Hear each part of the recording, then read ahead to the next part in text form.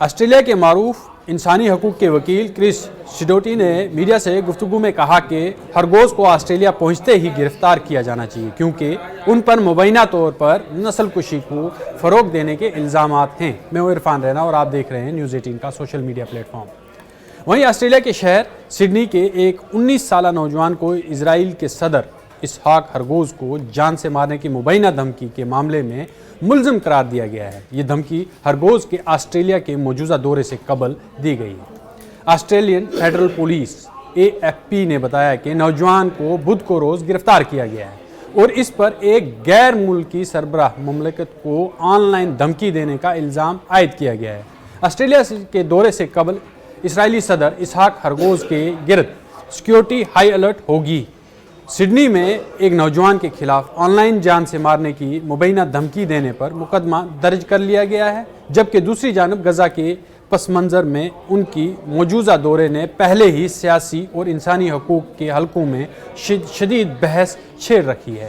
Australian federal police کے مطابق Sydney کے 19 سالہ نوجوان کو گرفتار کر کے اس پر ایک غیر ملکی سربراہ مملکت کو سوشل میڈیا کے ذریعے دھمکی دینے کے الزام عائد کیے گئے ہیں۔ اگر جرم ثابت ہوا تو اسے 10 سال تک کی قید ہو سکتی ہے۔ رپورٹس کے مطابق دھمکی آمیز پوسٹ کی تحقیقات جنوری سے جاری تھی۔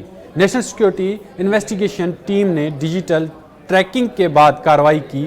سڈنی میں چھاپا مار کر نوجوان کو حراست میں لے لیا گیا۔ آن لائن دھمکی کے تحت باضابطہ فرد جرم عائد کر دی گئی ہے۔ حکام کا کہنا ہے کہ غیر ملکی رہنماؤں کی سیکیورٹی پر کسی قسم کا خطرہ برداشت نہیں کیا جائے گا۔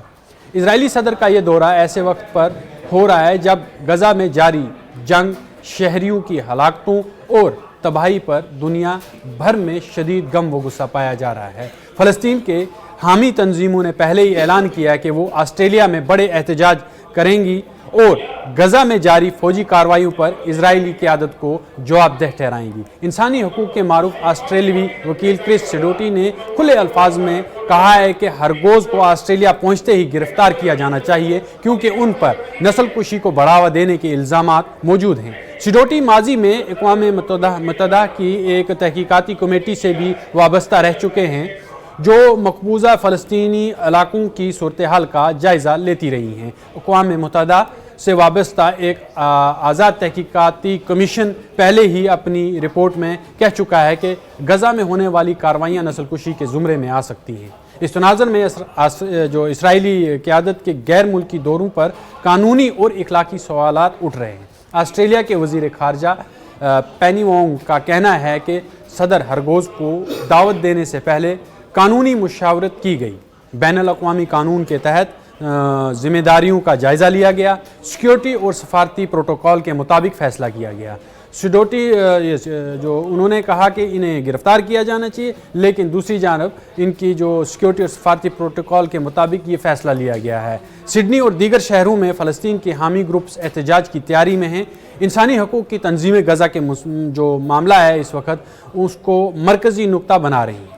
اسرائیلی قیادت کی استقبال کے بجائے جواب دہی کا مطالبہ زور پکڑ رہا ہے۔ یہ معاملہ اب صرف ایک سیکیورٹی کیس نہیں رہا بلکہ غزہ فلسطین جنگی جرائم اور عالمی انصاف کی بحث کے بیچ ایک بڑا سیاسی طوفان بنتا جا رہا ہے۔